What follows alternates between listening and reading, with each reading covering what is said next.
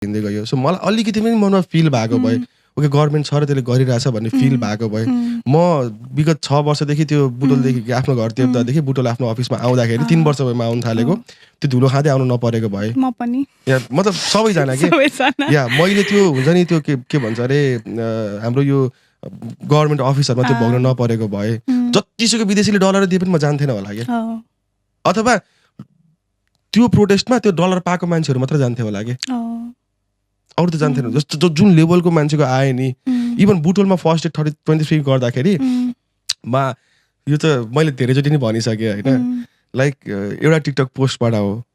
हैन काठमाडौँमा त्यो हुँदैछ सेप्टेम्बर 8 भन्दै भइराथ्यो where and when in Butwal भएर हालिराथे हामीले अनि त्यो 2-3 जना कनेक्ट भएको थियो के साथीहरु बुटोलको कहिले पनि नचिनेको टिकटकबाटै कनेक्ट भएको थियो कि अनि मैले उनीहरु 9 बजे नगरम 11 बजे गरम स्टुडेन्टहरु पनि आउँछन् होला भनेर सोच्थे नि हाम्रो कलेज आउँछन् होला र 11 12 पढ्ने टाइपको थियो कि अनि बिहान 9 बजे गएर चौडामा उभिँदै त ल कसरी कन्ट्रोल गर्ने अब यत्रो मास भन्ने भएको थियो कि